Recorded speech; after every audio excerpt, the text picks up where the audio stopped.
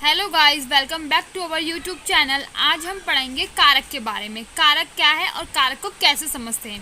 कारक की पहले से हमारी छोटी सी परिभाषा है। जो भी क्रिया को करने में भूमिका निभाता है वो कारक कहलाता है।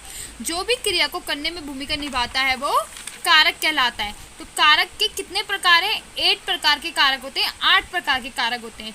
फर्स्ट कारक है कर्ता। कर्ता, सेकंड है कर्म, करण, संप्रदान, अप्रदान, संबंध, अधिकरण और संबोधन। ऐसे करके हमारे 8 प्रकार के कारक होते हैं। तो फर्स्ट जो है कर्ता है। फर्स्ट कौन है? कर्ता है। तो कर्ता के छोटे से कर्ता को समझने के लिए हम करते हैं, कर्ता जो होता है जो कार्य को करता है वो कर्ता कहलाता है। जो किसी काम को करने वाले को क्या कहते हैं? कर्ता कहते हैं। तो इसकी पहचान क्या होती है? कर्ता की ने क्या होती है? ने। जैसे कर्ता ने जो काम को करता है, जैसे सोनू आम खाता है, तो इसमें क्या है? सोनू एक कर्ता है।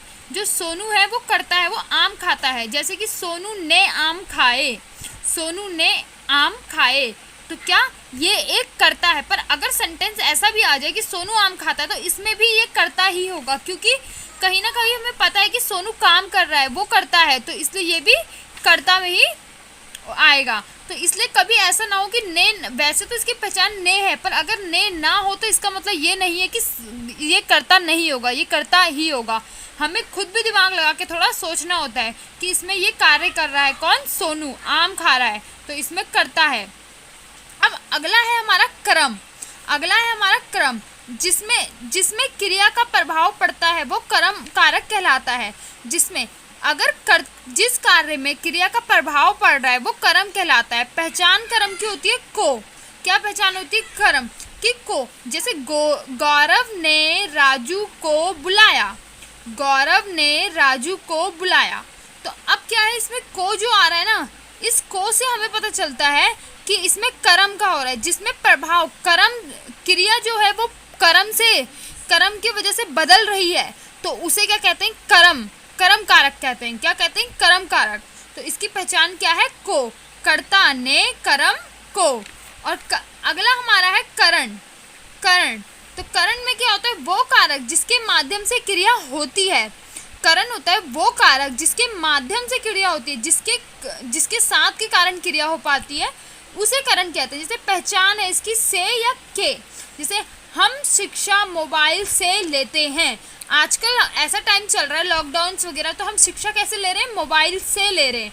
तो इसमें क्या पता चल रहा है? माध्यम। मोबाइल क्या है? शिक्षा का माध्यम बन गया है। तो जिसमें से आ रहा है तो वो क्या होता है? एक माध्यम होता है। तो उसे क्या कहते हैं? करण कारक क्या कहते हैं? क्या कहते हैं? करण कारक कहते हैं। तो कर्ता, जैसे कर्ता ने कर्म को करण से। अब है संप्रदान। अगला कारक है हमारा संप्रदान। तो संप्रदान कब यूज होता है? जब हम किसी को कुछ दिया जाए, उस स्थिति में संप्रदान कारक होता है। जब हम किसी को कुछ देते हैं, किसी को, तो उसमें कुछ भी हो, चाहे कर्ता कर्म के जो भी हो, अगर बात हो रही है हमने किसी को कुछ गिफ्ट दिया है, उपहार दिया है, किसी को कुछ भी दिया है, तो उसमें सिंपल है कि संप्रदान कारक की बात हो रही है। सिंपल है, संप्रदान कारक की बात हो रही है। तो इसकी पहचान होती है के लिए। क्या होती है पहचान? के लिए। जैसे अगर हम किसी को कुछ भी दिया जाए या फिर वो के लिए, हम जैसे लिख रहे हैं सौरभ अपनी माँ के लिए साड़ी लाया, तो के लिए पहचान है इसकी, ये हमें पता है इसकी पहचान है के लिए। और सौरभ किसी को उपहार दे रहा है, साड़ी लाया है, तो इसका मतलब ये क्या है? संप्रदान कारक है। कौन सा कारक है? संप्रदान, जिसमें किसी को कुछ गिफ्ट दिया जाए, उपहार दिया जाए। सिंपल, अगर किसी को कुछ भी दिया जा रहा है, उपहार दिया जा रहा है, कुछ भी दिया जा रहा है, तो इसका मतलब वो संप्रदान कारक होगा। हमें डायरेक्ट समझ जाना है। अगला है अपादान कारक। अगला 5th है हमारा अपादान कारक। जब किन्हीं वस्तुओं के अलग होने का बोध, उसे अपादान कारक कहते हैं। जब दो चीजें आपस में अलग हो रही होती हैं, तो उसे सिंपल है अप्रदान कारक कहते हैं। इसकी पहचान है अपादान की से। अगर कभी से यूज होता है तो इसकी पहचान है अलग करना। क्या पहचान है? अगर हमने देखा करण कारक में भी से का यूज होता है, पर इसमें क्या होता है? माध्यम के लिए यूज होता है। किसके लिए यूज होता है? माध्यम के लिए। अगर हम किसी का माध्यम बता रहे हैं, पर अगर कभी कोई चीज अलग हो रही है तो इसका मतलब से यूज हो रहा है, तो इसका मतलब वो अपादान कारक है।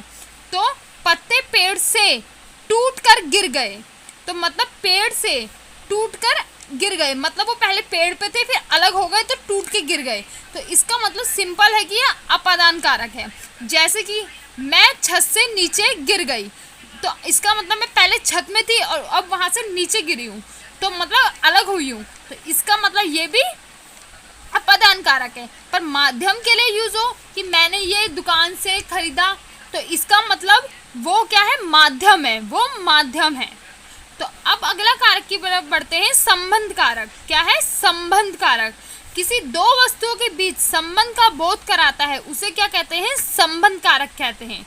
जब किसी दो वस्तुओं के बीच संबंध का बोध होता है तो उसे संबंध कारक कहते हैं। संबंध कारक है का, के, की, ना, ने, रा, ऐसे वर्डों का यूज होता है उनमें। जैसे कि यह सुरेश की पत्नी है, यह सुरेश की पत्नी है, तो इसमें क्या है कि पहले तो इसकी पहचान और ऊपर से दोनों का संबंध बता रहा है, दोनों का रिश्ता बता रहा है, तो इसमें भी क्या है, संबंध कारक। सुनीता उसकी बहन है, तो इसमें भी संबंध बता रहा है। अगर हम ऐसी कोई किसी का संबंध बताते हैं तो ये संबंध कारक होता है, सिंपल। अधिकरण कारक अगला है हमारा, अधिकरण। क्रिया के आधार का बोध होना, क्रिया के आधार का बोध होना अधिकरण कहलाता है। और पर इसमें क्या होता है, जैसे हम किसी चीज को अंदर होता है, और पर, मैं, अंदर, ऊपर आदि, पर, मैं, अंदर, ऊपर आदि इसमें यूज होता है, तो उसे कहलाते हैं अधिकरण कारक। जैसे किसी चीज का अंदर होना, पार्क, जैसे इसका सिंपल सा सेंटेंस है, पार्क में बच्चे हैं, मतलब पार्क के अंदर है, किसी भी चीज का अंदर होना अधिकरण कारक कहलाता है। तो सिंपल है, किसी का अंदर होना, जैसे मैं बोल रही हूँ मैं आज घर में हूँ, मैं आज घर में हूँ, तो इसका मतलब ये कौन सा कारक है, सिंपल अधिकरण कारक है, किसी चीज के अंदर होना।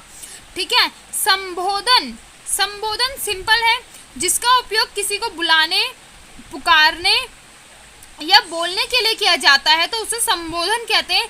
और इसकी सिंपल सी पहचान है, इसके पीछे ये वाला मार्क आता है, कौन सा, ऐसे ऐसे, ये वाला मार्क आता है इनके सेंटेंस में। तो अगर किसी भी सेंटेंस में पेपर्स में आता है और किसी भी सेंटेंस में ऐसा कोई किसी को पुकारने, बुलाने और ऐसा वाला मार्क बना हो, तो इसका मतलब कि ये संबोधन कारक है। जैसे अरे, है, अजी, इन सब का जैसे बोलते हैं अरे सुनो, तो इसका मतलब भी संबोधन कारक है।